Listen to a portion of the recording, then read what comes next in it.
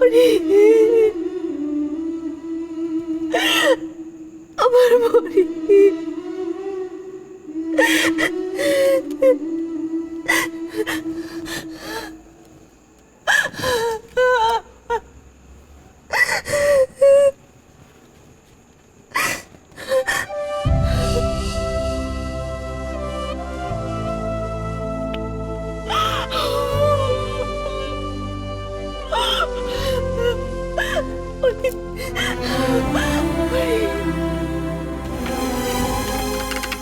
কি কি করছেন আপনি?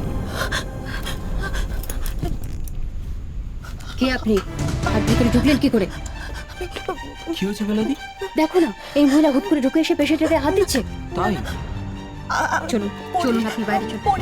চলুন আপনি বাইরে পরি, শুনুন, পরি, বাইরে আসুন, বাইরে এসে কথা বলুন। আমার কথাটা শুনুন, না, আমার কথা কথাটা বলুন। আপনি ভেতরে কেন ঢুকেছিলেন? কোন মতলবে ঢুকেছিলেন? কে আপনি?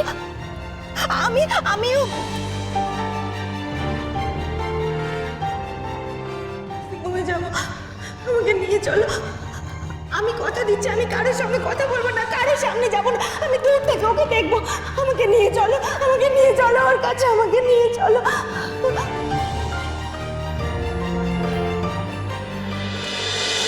কি হলো? চুপ করে আছেন কেন? উত্তর দিন, কে আপনি? এভাবে হবে না, আটকে রেখে পুলিশে খবর দেওয়াই ভালো। না না না, আমি না, না। পরি- কি ব্যাপার? পরি কাছে। কি হয়েছে? দেখুন না স্যার, ইনি আপনাদের পরিবারের কেউ? না। কে আপনি? আমি কেন ঢুকেছিলেন ওই ঘরে?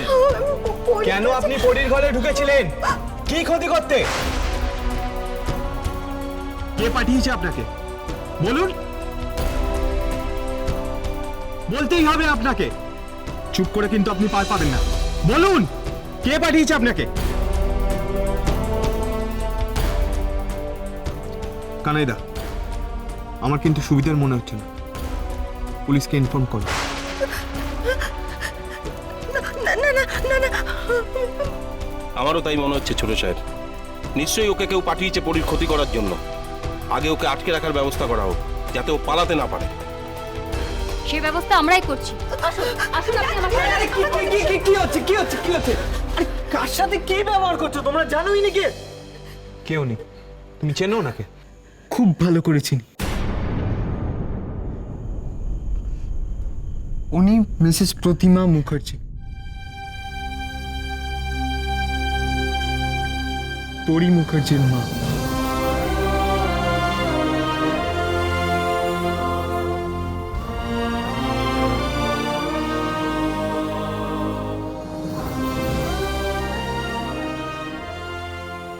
পরির মা?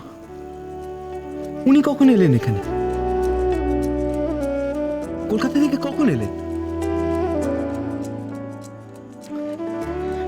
আমি বুঝতে পারছি আপনারা শুধুমাত্র আপনাদের কাজটাই করেছেন। I am sorry. বুঝতেই তো পারছেন একটা ভুল বোঝাবুঝি হয়েছে, জাস্ট পারিবারিক ব্যাপার। এখন আমরা নিজেদের মধ্যে একটু কথা বলে নিই প্লিজ। আপনারা যান।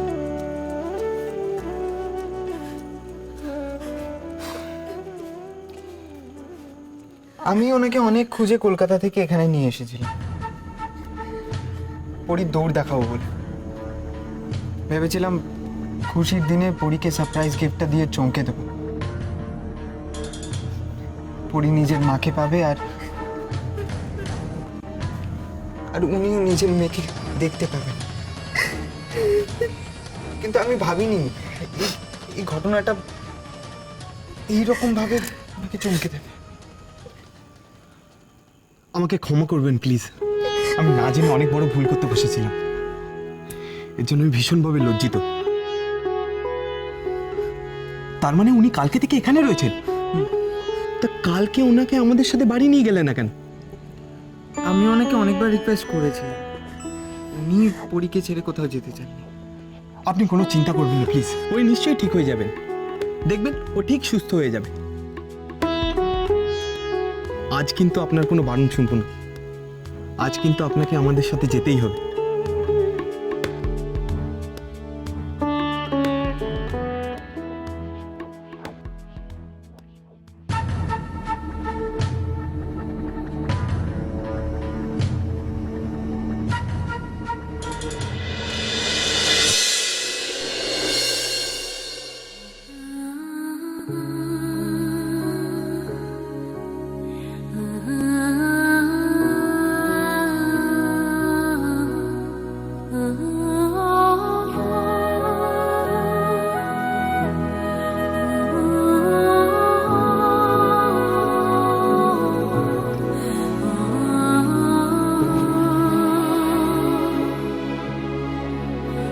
তো কাল রাত থেকে কিছুই খাওয়া হয়নি, মনে হয় আমার খুব খিদে পেয়েছে।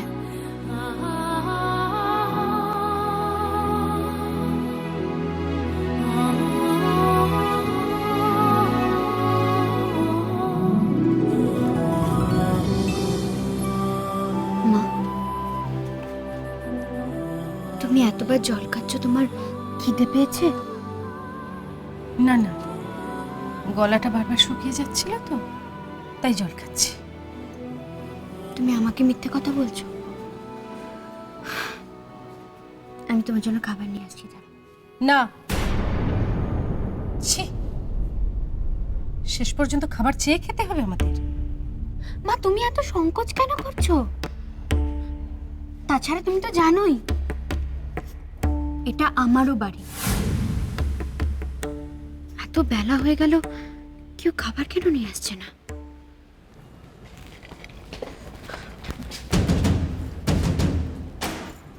রাখো এগুলো এখানে, এটা ফোকটে খাবার জায়গা নয়।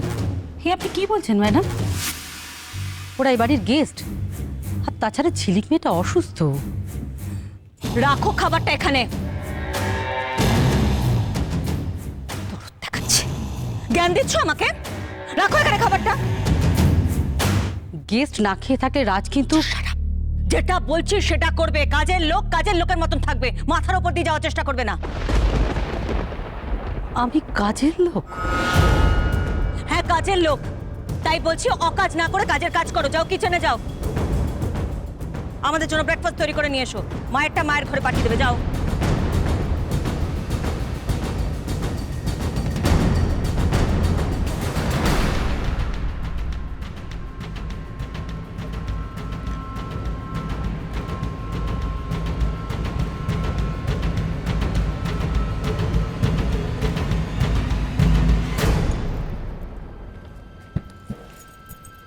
তুমি দাঁড়িয়ে রইলে কেন? বসো। আমারই খাবে আর আমার উপর দর পাবে। খাওয়াচ্ছি ভালো করে। তাছাড়া ওই মহিলাটা সব করতে পারে, সব। আর বাজে কাজগুলো তো আরো বেশি করে করতে পারে, যেটা তুমি আর আমি কোনোদিনও ভাবতেও পারবো না। ঝিলিক শোন, আমার খিদে পাইনি। আমি তোকে বলছি, শোন, আমার খিদে পাইনি। এভাবে না খেয়ে থাকলে তোমার শরীরটা আরো খারাপ করবে মা। তুমি এখানে চুপ করে বসো, আমি তোমার জন্য খাবার নিয়ে আসছি। না, তুই যাবি না। ঝিলিক, আমার কথা শোন। ঝিলিক,